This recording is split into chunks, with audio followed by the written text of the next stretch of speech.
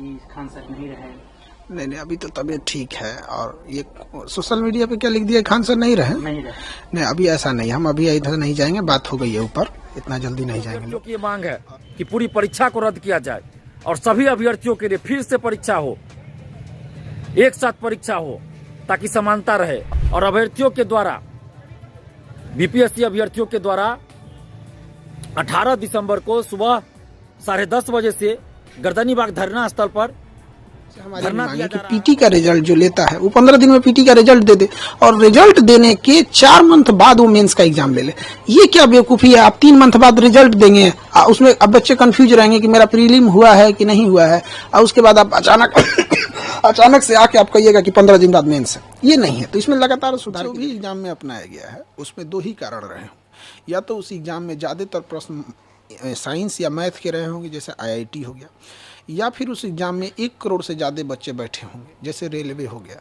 तो जब बच्चे ज़्यादा बैठ जाते हैं तो वहाँ मजबूरी के कारण लेना पड़ता है। बोला हाँ सर, नोटिफिकेशन आ गया, नॉर्मलाइजेशन खत्म। तो हम लोग की 3 मांगे थी कि जिनका टेक्निकल खराबी, सर्वर खराब की वजह से फॉर्म भरने का मौका छूट गया है, उन्हें दिया जाए और थोड़ा एग्जाम डेट एक्सटेंड किया जाए।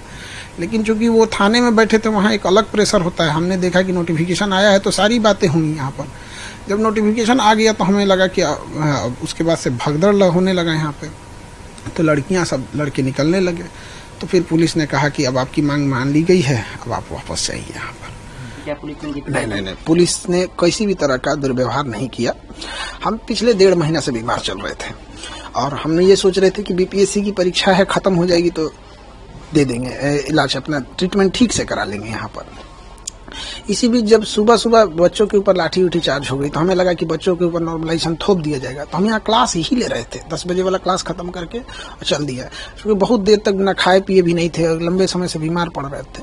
तो वहाँ हमको वोमिटिंग रुक नहीं रहा था। तो हमको लगा कि अब हमको यहाँ से हटेंगे तो फिर ये बच्चे तितर बितर हो जाएंगे, इनकी मांग कोई नहीं पूरी। तो जबरदस्ती वहाँ रहे, जिस वजह से थोड़ा बीमार हो गए और थोड़ा सा बीपी वाला प्रॉब्लम ज़्यादा हो गया था। तो हमें लगा कि 170-80 ये मतलब अब घर पे ट्रीट करना ठीक नहीं है, इसलिए चले गए।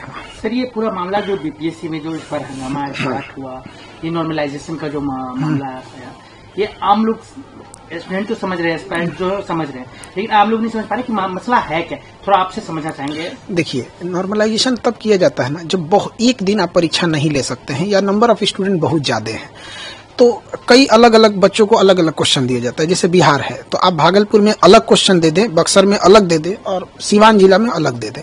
इससे क्या होगा कि 3 अलग अलग पेपर देंगे, आप हम ही को दीजिए वो तीनों पेपर, तो हम खुद किसी में ज्यादा नंबर आएगा, किसी में कम आएगा। मेरा खुद का तीनों में ज्यादा नहीं, एक जैसा नहीं आएगा। ये फॉर्मूला मैथ पर लागू होता है।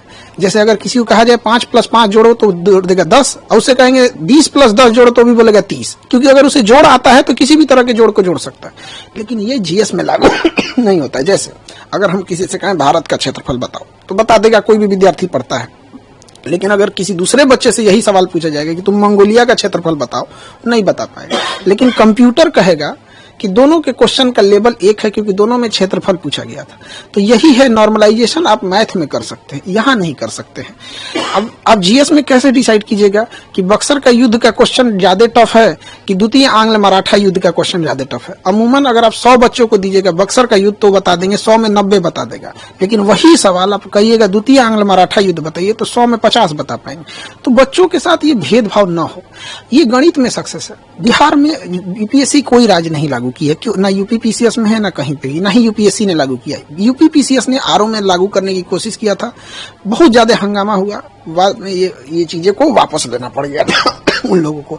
तो आयोग को भी समझना चाहिए, जब यूपी में नहीं हुआ तो यहाँ क्यों लागू कर रहे हैं। दूसरा, केवल 5.25 लाख बच्चे फॉर्म भरे थे, तो भी कोई औचित्य नहीं बनता है। एक होता है कि आपके पास 1 करोड़ बच्चे फॉर्म भर दिए, आप एक दिन नहीं ले सकते हैं। जैसे रेलवे में नॉर्मलाइजेशन करने का एक ही कारण है कि उनके पास नंबर ऑफ स्टूडेंट ज्यादा है, बस यही।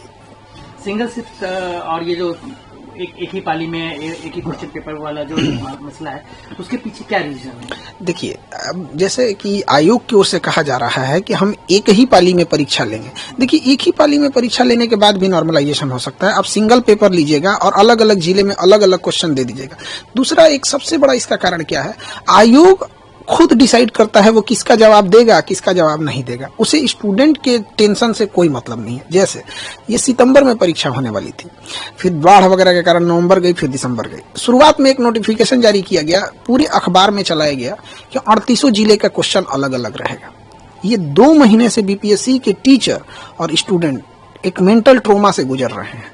पहली बार होगा 38 जिला का क्वेश्चन अलग अलग हो जाएगा। आयोग का कहना है क्या कि इससे पेपर लीक नहीं होगा।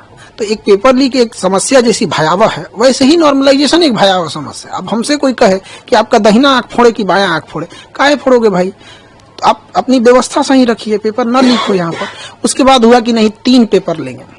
उसके बाद हम लोगों की मीटिंग भी बुलाई गई थी, तो उन्होंने हमें समझाया भी था कि देखिए नॉर्मलाइजेशन की प्रक्रिया ठीक है।